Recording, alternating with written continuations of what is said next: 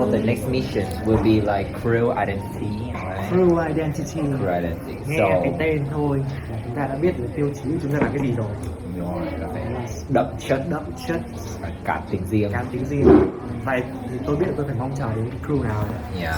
Rồi đầu tiên của mình sẽ là AG Squad. Nào mình sẽ muốn kiểu là power woman, là bad girls, like ok. 1, 2, 3 go. Vừa xem các chị nhiều con các thứ đang khóc rưng rưng đây. Dưng dưng à? Chưa có người yêu mà dưng dưng. Khiếp.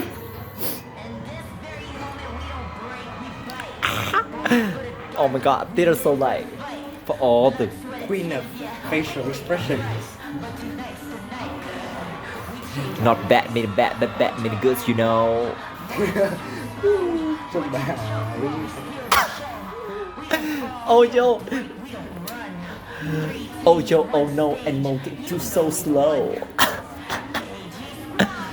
Rồi. Trang phục cũng muốn học mọi người này. Giật gì cái thứ. Good baby. Play.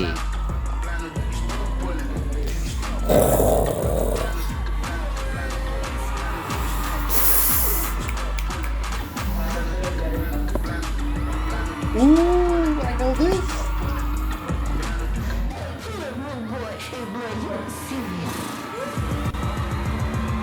Attitude. She has a whole bakery there. Ôi, chắc được đét luôn ý. Sợ ấy. Ui sao đều thế? Siêu đều luôn ý.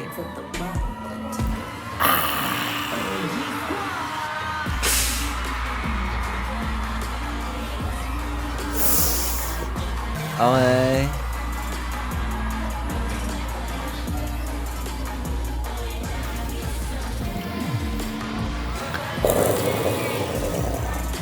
Rồi. Rồi.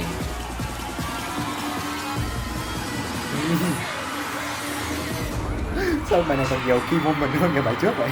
Bài này còn nhiều còn nhiều nhiều throwback moment hơn cả bài trước. Trời ơi. Đúng là mấy chị môi thâm của em. Uầy, Mấy chị cảm này đúng với con người. đúng nguyên dạng đấy. luôn. Rồi, Ok chứ. thật cũng thật ra bài này nhưng mà mình phải xem là cái intention mọi người muốn là gì. Nếu mà xét về một bài performance nhảy không thì mình thấy hơi bị loãng về flow.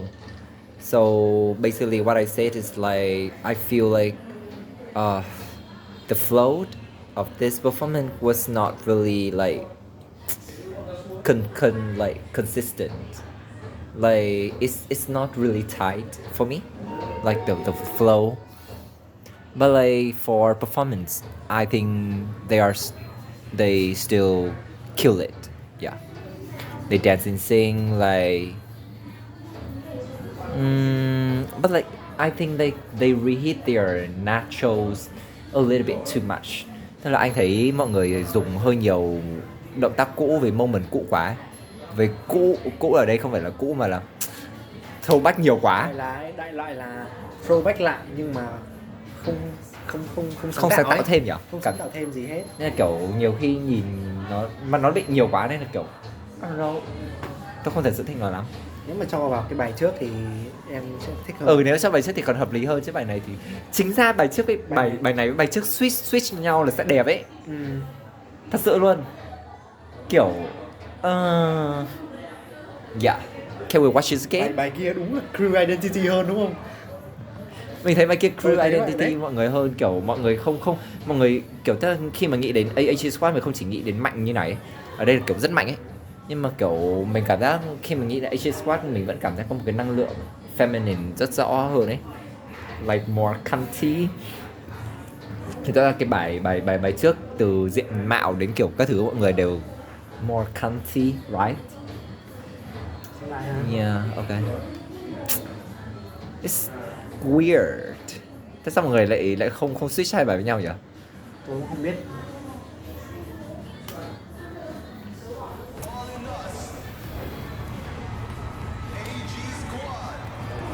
Buồn cười vãi, có một đoạn đầu ấy. We bite. We fight.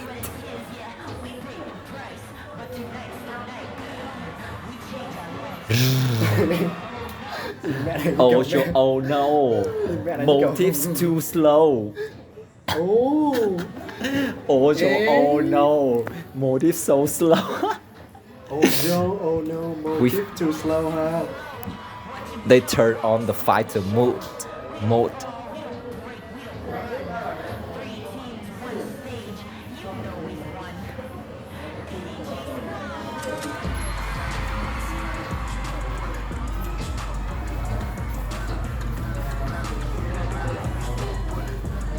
Ê. Đoạn đấy đang rất là chặt, xong tự nhiên hình như chị bị miss mất một cái beat gì đấy đúng không? Đấy thấy không? Đó. Tự nhiên cái áo này kiểu đấy thấy không? Tự nhiên nó bị nhẹ quá ấy. Tự nhiên nó mất hẳn, mặc dù nó chỉ rất nhỏ thôi nhưng tự nhiên nó làm giảm hiệu quả của cả một phần đấy luôn ấy.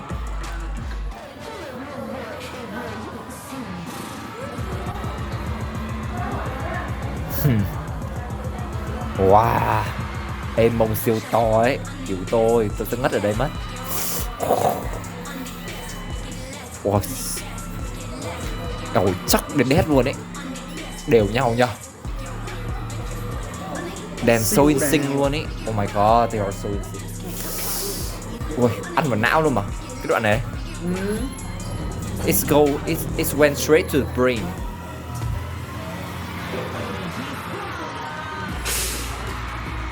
Đấy, bắt đầu từ đây cảm giác flow bị loãng ấy, thấy không? Thì nào đây là breaking luôn này. Cũng một số technique đây cũng hẳn là breaking. Wow. Ui. Ê, siêu khỏe Việt Nam ấy. Đoạn này cũng bị cũ nhỉ? Cái đẩy mọi người dùng đấy nhiều rồi ấy. Cái này ấy, thấy không? Mọi người dùng đấy nhiều rồi mà. Trong cái dance formation các thứ mọi người dùng hết các thứ rồi. Formation không có gì đặc biệt luôn. Mình đánh giá bài này là hơi bị một bước lùi so với bài trước mọi người ạ. So in my opinion, like this performance was not as good as their previous one. Đúng không? Em thấy vậy không? Previous one là bài nào? Cái bài vừa lúc nãy trước ấy, cái bài mặc đồ ra đấy. Thì thế mới bảo là hai cái bài này nên đổi cho nhau. Cảm giác bài kia thì bị ít những cái moment throwback quá, xong Vâng. lại còn Không phải không chỉ ít đâu mà nó còn không rõ ràng, hơi vụng nữa. Bài này thì nói chung là mình thấy cái này về mặt strategy hơi có vấn đề một tí. Ok, tiếp nhá. Next we have Motive. đây là crew mà tôi mong chờ nhất trong cái mission này đấy. Yeah, let's go. 1, 2, 3, go. What's your motive? Motive crew.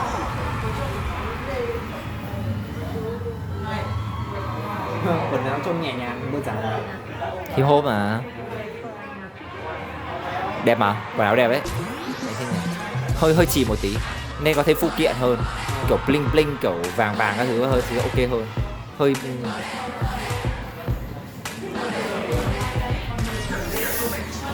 wow. Rồi.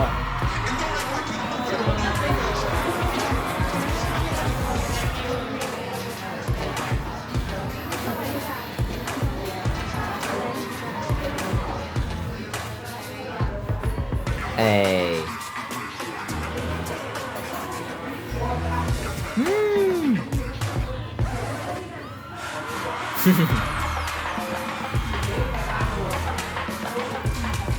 Đô la cảm giác vẫn chưa thật sự có cái khả năng hút hồn mọi người nhỉ.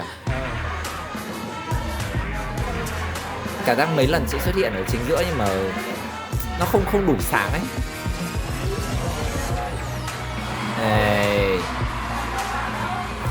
Rồi. I know this.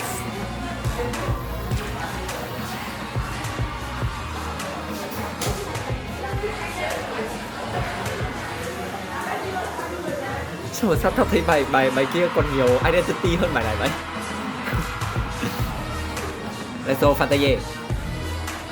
Ê.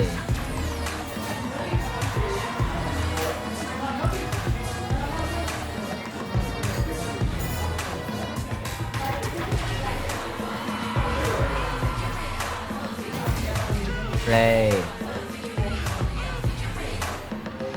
Cái cây đào. Oh, it's a monster. It's a monster. Sôi. That's great. That's good. Tôi thích cái ending này. Ending hay nhở, càng về cuối càng hay. Càng về cuối càng hay. Nhưng mà anh cảm thấy nó bị trì, hơi trì nhở. Em cứ cảm giác là kiểu hai phim nào cũng thế nhỉ. Anh cảm giác bài kia còn cái năng lượng thoải mái của mọi người. Anh không biết, chắc là bởi vì trong đầu của anh kiểu motive kiểu khá là bay và tự do kiểu cái thứ ấy. Ra xem bài lúc nãy thích hơn và thấy đúng identity mọi người hơn. Và kiểu cái so like in my mind motive is like more, how to say, like more free, more light. So actually I see their color even more clearly in the previous performance. I don't know. Và đấy là một vấn đề nữa về trang phục. Mình nghĩ là mình không, ý bảo là cái bộ base trang phục base đang rất đẹp rồi, nhưng mà maybe nên có thêm phụ kiện ấy để nhìn nó không bị chìm ấy. Cả hai bộ đều chìm quá. Xem mình lần nữa đi ha. Thật là khó tả. Yeah. Go. What's your motive? Kiểu nó căng nhưng mà nó không phải kiểu điên hẳn ấy, nên kiểu đang hơi bị chưng hững một tí.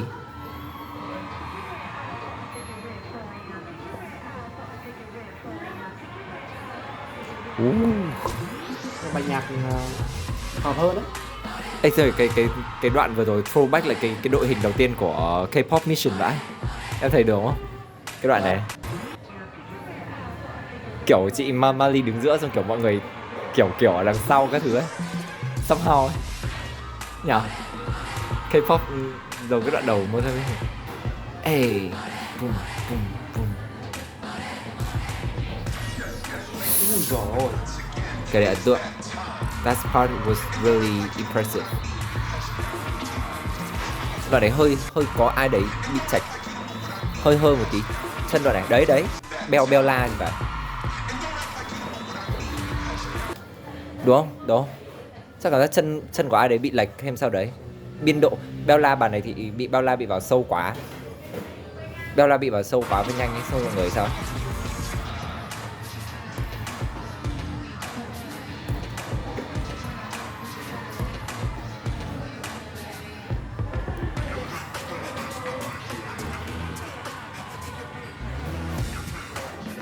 Nhìn mấy chị đáng yêu quen rồi, kiểu xem là không quen. That's nasty, that's nasty. Xinh quá, chị ấy xinh quá, chị nữ thần ấy xinh vãi. Ê, cái hay ấy, mọi người thấy cái đấy không?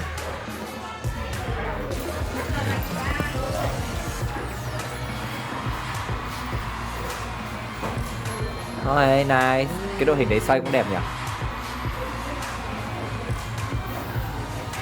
Cái siêu momo thích. Siêu momo thích luôn. Uầy, thích cái này quá.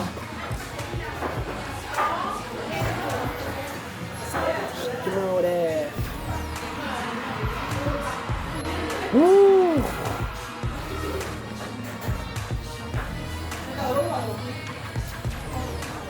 Nhưng có một số cái pattern bị lặp đi lặp lại nhiều quá.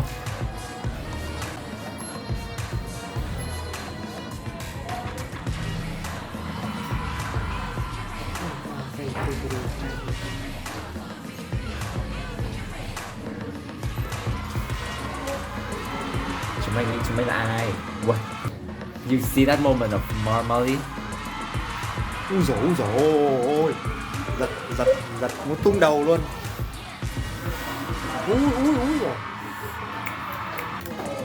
Like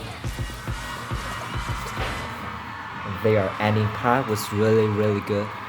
Their ending part was really really good luôn đấy. Vẫn là như vấn đề mình nói nhỉ. Cảm giác là cái bài, tức là anh cảm thấy bài vừa rồi năng lượng của đoạn đầu nó không được thật sự rõ ràng lắm, somehow nó kiểu nó cũng không chiến hẳn đấy, mà nó cũng không hẳn là hầm hố hẳn. Đến mấy cái đoạn này nó cũng kiểu nó lại cũng không vui hẳn, nó cứ kiểu nhàng ấy. Đến mãi ở cái đoạn cuối nó mới thật sự vào kiểu cái mood luôn ấy. Gọi là gì, hơi bị under expectation. Đối với tôi thì tôi mong đợi nhiều hơn thế. Bài anh thấy bài nhạc thì sao? Bài nhạc thì Cũng hay đấy, bài nhạc cũng hay, thì cũng rất phù hợp với họ mà. phù hợp hơn cái bài kia đúng không? Nhưng mà thật ra bài kia anh thấy mọi người lại đem ra được nhiều moment mà khiến mình nhớ hơn nhé. Bài này Cái bài kia cảm giác nó nghe nó dễ có. nhưng mà thật ra bài này mọi người chơi được nhiều foundation cái thứ ngon, không phải ngon nghẻ hơn đấy. Bao nhiêu foundation. Uầy, nhưng mà thật ra mọi người có mấy cái đoạn này cũng khá dễ nhớ này, mấy cái xong rồi. Đấy, Figure it out, figure it nhưng mà thật ra out. mấy đoạn khác thì cũng bình thường. Nói chung là mình không thực sự thích bài vừa nãy lắm. Somehow. Bài này á, bài này. Cái bài Identity Drill. Ok, nào bây giờ mình sẽ đến Ojo Gang. Team cuối cùng Osaka, ông dưa gang. Yeah, show me. Các chị ơi, let me satisfy me. Trang phục đẹp thế, sao trang phục mọi người bộ nào đẹp vậy? They concept and our outfits really good it. Rất nhiệt bổn nhá. Cái vừa đẹp quá, cái vừa đẹp quá.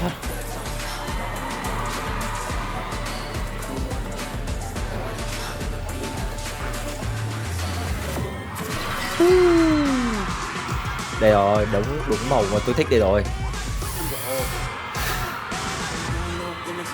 Oh my god. They come back to the style that I like. Rồi là chị bị chấn thương dữ chưa? Ê. Ôi. Hay. Cả đó mọi người cân bằng được cái sự ngầu và sự Khuyết tật đi vào. Ê. Ơi. White King.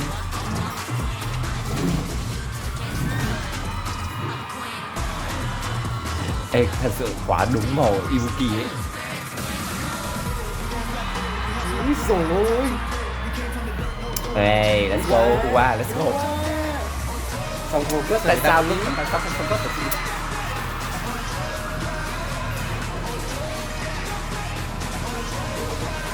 Này. Let's go. Yuna bài này được nhiều spotlight thôi.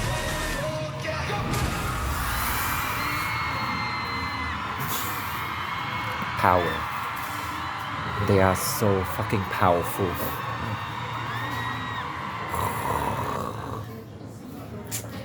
They are like, we are Japanese, so fuck off. Chúng mày cút hết.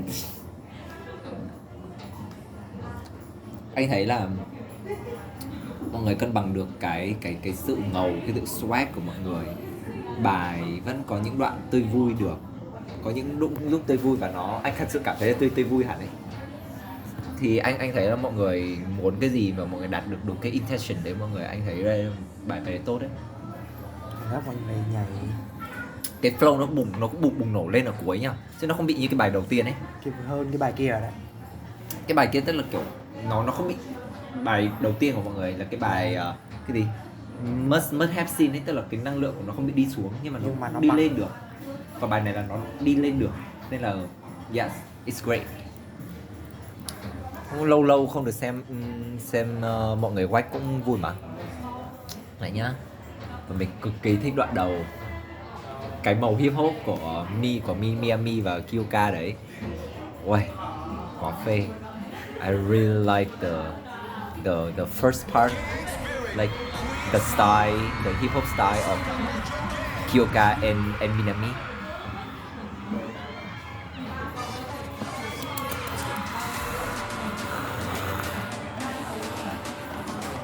Rồi hay nhỉ? Rồi hay vãi.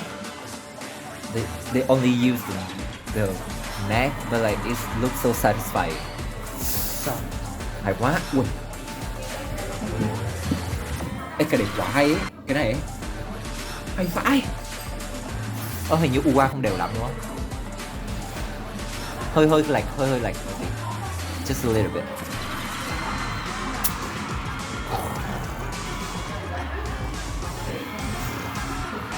You see that?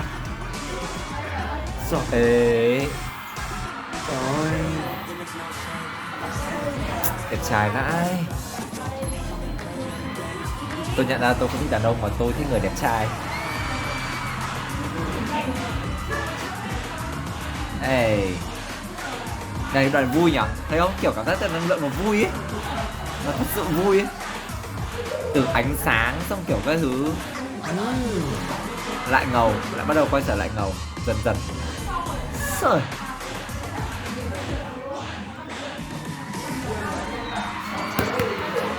Yuna, tập trung rồi. Ê, Hui sát đi ba. Hui sát đi ba. Ê. Mời.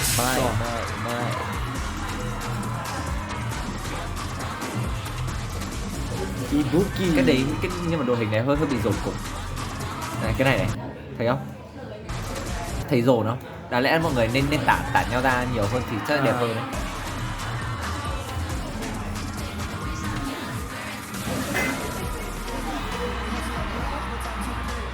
Ê, wow. Cameraman, why you didn't focus on her? What's the problem?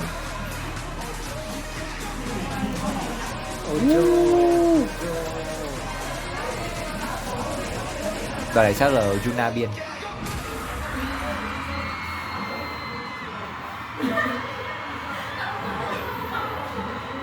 Chân. Các chị đấm hết bọn đối thủ. Các chị đấm hết bọn đối thủ.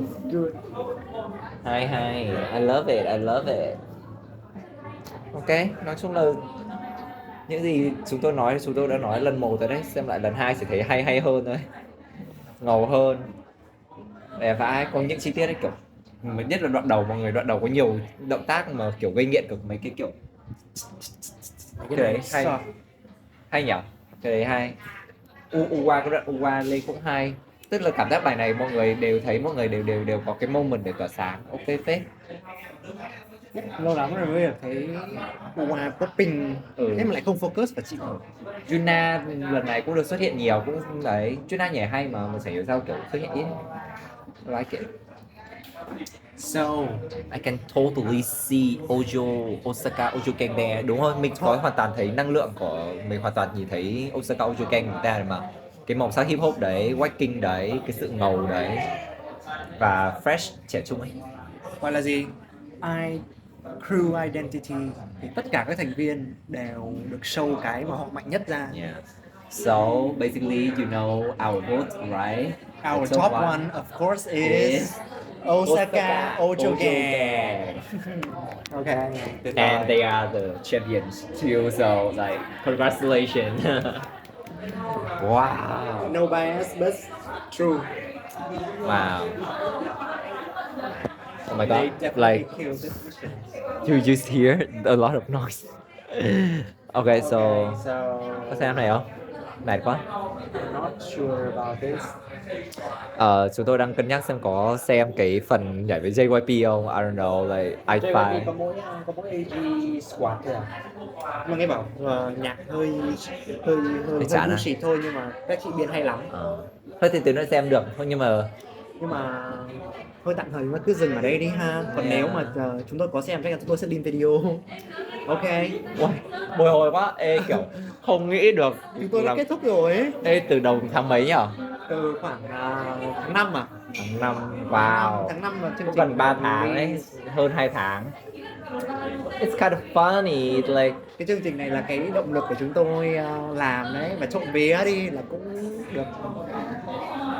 thật ra cũng không nhiều người quan tâm nhưng ý Không mà là không nhiều kiểu quan tâm lắm, nhưng mà cũng ít ra vui là ấy. cũng hơn. Nhưng mà like nhiều hơn expectation của mình rất là nhiều. Và mình đặc biệt vui là bởi vì có rất nhiều bạn nước ngoài xem ấy, kiểu ấy. like I'm saying that I'm so glad because like there's many international Viewers. audience, yeah, viewers watching us, so like I'm really And, grateful. Despite some cái gì?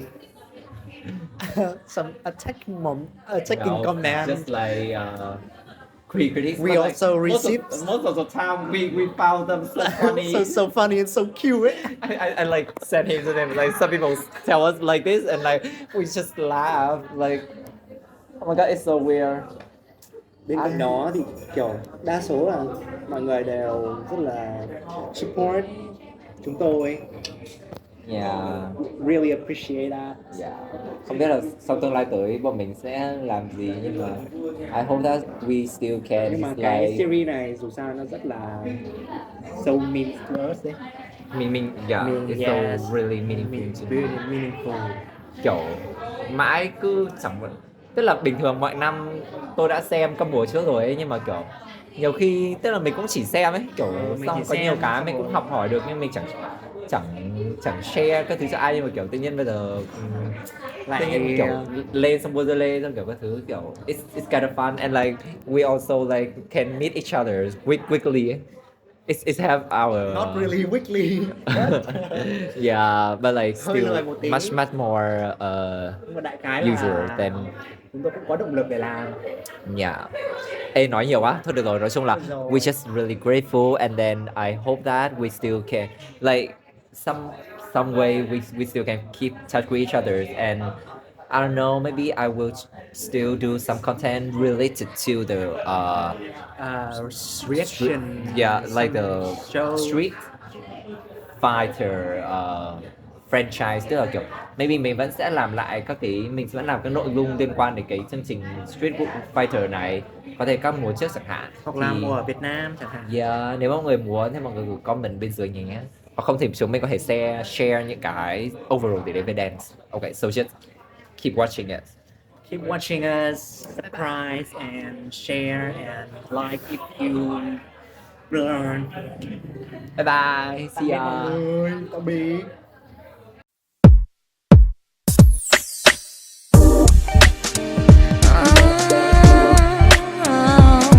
Baby, come, come, come.